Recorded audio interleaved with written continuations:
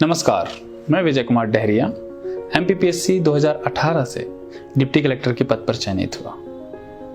मैं वर्तमान में अनूपपुर जिले के पुष्पराजगढ़ सब डिवीजन के अंतर्गत SDM के पद पर कार्यरत हूँ। मैं आज आप लोगों के समक्ष अपने संघर्ष की कहानी बताना चाहता हूँ, जिससे कि जो बच्चे लोक सेवा की तैयारी करना चाहते हैं या संघर्षरत हैं, वो भी अपना लक्ष्य निर्धारित करें और आगे बढ़ें।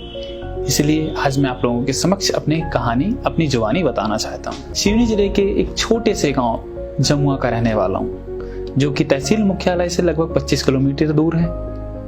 यदि देखा जाए तो मेरा गांव इतना पिछड़ा है कि 3 तरफ से नदी का घेराव है। एक तरफ से ही अभी वर्तमान में पक्की रोड बनी हुई है।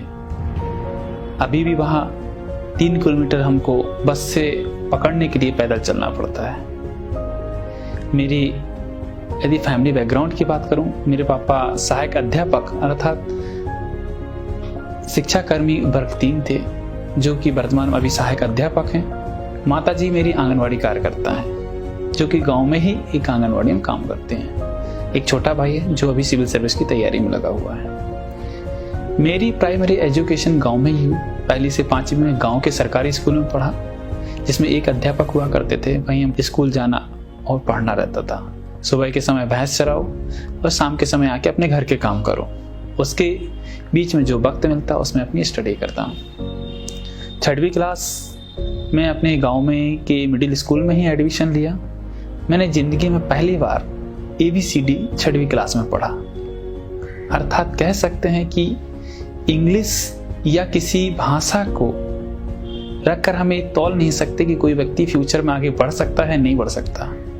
आज मैं आप लोगों के समक्ष एक प्रशासनिक अधिकारी या डिप्टी कलेक्टर के पद पर आप मुझे देख सकते हैं, जबकि मैंने अपनी 6वीं में ABCD सीखा या इंग्लिश की शुरुआत की। गांव में मेरी मिडिल स्कूल या फिर माध्यमिक विद्यालय मेरी पढ़ाई हुई। 6वीं 7वीं मैंने वहाँ पढ़ा। साथ में वहाँ के मुझे अपने सिंगल अध्यापक होने की वजह से मुझे स्कूल ओपन करना, झाड़ू लगाना, घंटी बजाना, इस सब काम भी करना पड़ता था, क्योंकि अध्यापक दूसरे गांव से आते थे, जिस वजह से कई बार स्कूल में लेट हो जाया करते थे। मेरी 9वीं से 12th तक की पढ़ाई हमारे एक्सीलेंस स्कूल सिवनी में हुई। मैं वहाँ हॉस्टल में रहकर अपना अध्ययन करता था, जो कि स्कूल से लगभग 3 से 4 किलोमीटर दूर है। शुरुआत में मेरे पास साइकिल नहीं हुआ करते थे, क्योंकि पापा के पास इतनी इनकम अच्छी नहीं थी कि वो मुझे तुरंत साइकिल दिला दें। तो कुछ समय में पैदल जाना, लगभग 3 से 4 महीने पैदल जाया। देन उसके बाद कुछ दोस्तों के साथ गया। फिर धीरे से मेरे यहाँ एक सेकेंड हैंड साइकिल खरीदा मैंने। 9 से 12 तक मैंने वहाँ अध्ययन किया, अच्छे से मेहनत की। और देन 12th के बाद मैंने इंजीनियरिंग की तैयारी के लिए PET की तैयारी करना शुरुआत किया, जिसमें मेरे हॉस्टल अधीक्षक सुभाष ब्रह्मण्य जी, उन्होंने सपोर्ट किया। उसी वक्त मैं हॉस्टल से बाहर आके रूम से रहने लगा। साथ में एक फोटोकॉपी शॉप में भी काम करने लगा और साथ में PET की तैयारी की। अब PET की तैयारी में एक नाम जरूर मैं लेना चाहता हूँ, जो कि सिवनी में PET की कोचिंग चलाते थे, राजेश भिड़े जी। उन्होंने मेरा काफ़ी सपोर्ट किया, बुक्स प्रोवाइड की, जिसकी बदौलत में पहले ही अटेम्प्ट में MPPET की परीक्षा पास करने में सफल हो सका और मुझे गवर्नमेंट इंजीनियरिंग कॉलेज जौलपुर में एडमिशन मिला। वहाँ मैंने एडमिशन तो ले लिया। बहुत सारी समस्याओं का सामना करना पड़ा। मैं आप लोगों को बताना चाहता हूँ कि फर्स्ट ईयर में मुझे काफ़ी चीज़ें समस्याएं, जैसे कि मेरी पहली ब्रांच IT हुआ करती थी, दैन EC प्रमोट किया थी, जिसकी वजह से मेरा दोनों ब्रांचों में नाम ऐड नहीं हुआ। और मुझे कम से कम एग्ज़ाम, जो फर्स्ट सेमेस्टर का एग्ज़ाम है, वो अंडरटेकिंग से देना पड़ा। सारी रिस्पॉन्सिबिलिटी मेरी थी। मुझे कॉलेज से एक तरीके से मेरा कॉलेज से नाम कट चुका था, पर फिर मैंने संघर्ष किया और कैसे भी जाके RGPV यूनिवर्सिटी में जाके चीज़ों को क्लियर किया। दैन मैं पुनः EC ब्रांच में आया।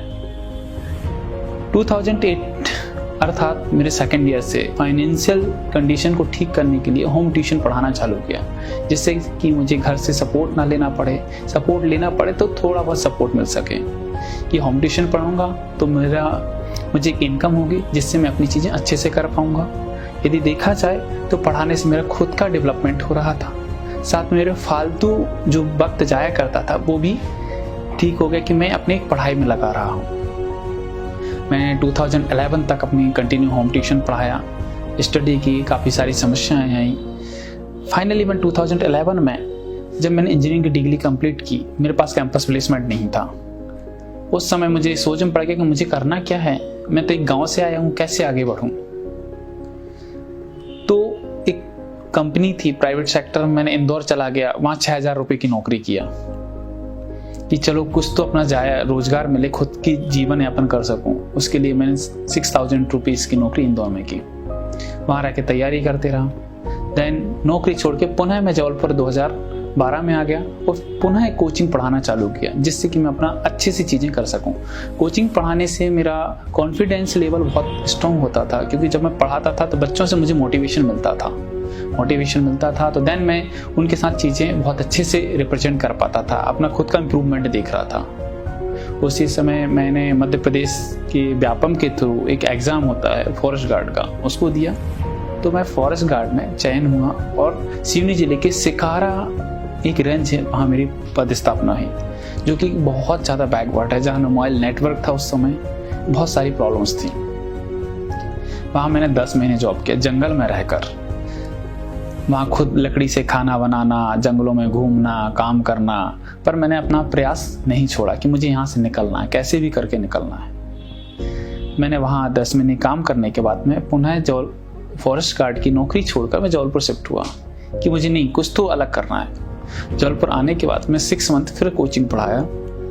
उन 6 मंथ में मैंने जबलपुर में एक सेंट्रल ऑर्डिनेंस डिपो है, वहाँ का एग्ज़ाम दिया और वहाँ सेलेक्ट हुआ।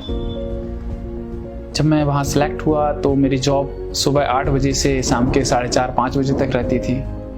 उस बीच मैंने सोचा कि यहाँ भी मुझे परमानेंट नहीं रहना है। फिर मैंने कंटिन्यू तैयारी की सिविल सर्विस की स्टार्ट। मेरा एक दोस्त है इंद्रसेन तुमराली, जिसने मुझे सिविल सर्विस की प्रॉपर तैयारी के बारे में बताया कि किस तरीके से हम तैयारी करेंगे, कैसे करना है। उसने पूरा सपोर्ट किया। जब मैं सिविल सर्विस की तैयारी किया, मेरा पहला अटेम्प्ट MPPSC 2013 की परीक्षा थी, जिसमें मेरा प्रीलिम्स क्लियर हुआ। मैंने मेंस दिया पर मेंस क्लियर नहीं हुआ। अगेन मैंने 2014 में जॉब में रहते हुए MPPSC 2014 का एग्ज़ाम दिया, प्रीलिम्स क्लियर हुआ, मेंस क्लियर नहीं हुआ। फिर मैंने जी जान से तैयारी करके MPPSC 2015 का एग्ज़ाम दिया, जिसमें मैं इंटरव्यू तक पहुंचा, परंतु इंटरव्यू से पुनः बाहर हो गया। जब मुझे इंटरव्यू या प्रीलिम्स देने के बाद चीज़ें समझने आने लगी कि मुझे करना क्या है, मैं बाहर क्यों हो रहा हूँ, क्या गलती है। इस बीच ऑफिस में बहुत सारे लोग डिमोटिवेट करते हैं कि जॉब है सेंट्रल गवर्नमेंट की, क्या करोगे तैयारी करके, यहाँ क्यों सैलरी कटाते हो, कुछ नहीं होने वाला, बिना कोचिंग के कुछ नहीं होता है। ये सारी तैयारी मैं सेल्फ प्रिपरेशन के साथ कर रहा था। अगेन मैं 2016 में एग्ज़ाम देता हूँ और इस बार मैं प्रीलिम्स क्लियर नहीं होता। इस बार मैं बहुत ज़्यादा डिमोटिवेट होता हूँ कि मैंने एक इंटरव्यू देने के बाद मैं एक प्रीलिम्स क्लियर नहीं कर पा रहा हूँ, मेरे पास है क्या। मैं बहुत ज़्यादा डिप्रेस था। फिर अगेन 2017 की PSC आई, मैंने दिया, उसमें मैं इंटरव्यू तक पहुँचा पर फाइनली सेलेक्ट नहीं हो पाया। जब फाइनली सेलेक्ट नहीं हो, जिस दिन रिजल्ट आया, मैं होल नाइट सो नहीं सका। उस दिन तो ऐसा लग रहा था कि मेरे साथ क्या है, मैं दुनिया में हूँ क्यों, मैं एक एग्ज़ाम क्लियर नहीं कर पा रहा हूँ। उस दिन तो ऐसा लगने लगा कि यार मुझे मर जाना बेटर है, कि मैं 4 बार से 5 बार से एग्ज़ाम दे रहा हूँ, मेरा कुछ नहीं हो रहा है, क्या कर रहा हूँ मैं, क्यों अपने माँ बाप का दिल दुखा रहा हूँ। देन उस दिन होल नाइट में यही सोचते रहा कि मुझे करूँ क्या करूँ, जॉब छोड़ दूँ या MPPSC ही देना छोड़ दूँ। सुबह उठा, मैंने अपना टारगेट बनाया कि मुझे कुछ तो करना है, या तो मुझे जॉब छोड़ना है, MPPSC सिलेक्ट होना है। उस दिन से अगेन मैंने चीज़ें अपनी जो गलती थी उनको चेक करना चालू किया कि कहाँ गलतियाँ हो रही हैं। लोगों से मिलना चालू किया जो ऑलरेडी सिलेक्टेड थे, उनसे मिला, उन लोगों ने मुझे बहुत सारी चीज़ें बताई। 2018 में मैं जी जान से एग्ज़ाम दिया, प्रीलिम्स क्लियर हुआ। मेंस जब मैं देकर निकला तो सब लोग परेशान थे कि यार हमारा मेंस ऐसा गया, अच्छा नहीं गया, क्वेश्चन छूटे। जब मैं एग्ज़ाम के बाहर निकलता था तो मुझे लगता है कि नहीं, मैं संतुष्ट हूँ, मेरा कोई पेपर नहीं छूट रहा है। अब उसका रीज़न जब मुझे समझ में आया कि कैसे हुआ, तो इसके लिए मैंने टेस्ट सीरीज ज्वाइन की थी। एकमात्र टेस्ट सीरीज है जो मुझे कोचिंग के नाम से है, कि मैंने कोचिंग ज्वाइन की है तो वो सिर्फ और सिर्फ टेस्ट सीरीज, वो भी संडे टू संडे। और इसका श्रेय जाता है गौतम IAS अकेडमी जबलपुर को, जिन्होंने सिद्धार्थ गौतम जी हैं, जिन्होंने मुझे प्रॉपर तरीके से ड्राफ्टिंग सिखाई। जब मेरा मेंस का रिजल्ट आया तो मैं मेंस क्लियर कर चुका था। फाइनली इंटरव्यू की प्रिपरेशन स्टार्ट हुई तो अगेन सिद्धार्थ गौतम जी, उन्होंने मेरी फुल प्रिपरेशन कराई। जब मैं इंटरव्यू की तैयारी कर रहा था तो गौतम सर ने एक ही चीज़ बोला था कि डेफिनेटली इस बार तेरा सिलेक्शन हो जाएगा। इंटरव्यू दिया, शानदार इंटरव्यू रहा। सीमा शर्मा मैम के बोर्ड में मेरा इंटरव्यू था। 4 लोगों की टीम थी जिसमें उन्होंने बहुत सारे क्वेश्चन पूछे। मोस्टली मेरा डिफेंस से रिलेटेड सेक्टर था। डिफेंस मेरा बहुत स्ट्रॉन्ग था क्योंकि मैं उसमें काम 4.5 साल से काम कर रहा था। देन जब मेरा रिजल्ट आया तो मुझे अपार खुशी हुई, मैं उसको कह नहीं सकता। मैं पूरा रिजल्ट जब मैं सुना तो मैं फुल टाइम रो रहा था कि यार क्या है तो कि मैं कहाँ से कहाँ पहुँच गई। कहाँ भैंस चराने वाला लड़का, कहाँ गांव में गोबर फेंकने वाला लड़का, कहाँ लोगों के जंगलों में घूमने वाला लड़का आज डिप्टी कलेक्टर बन गया था।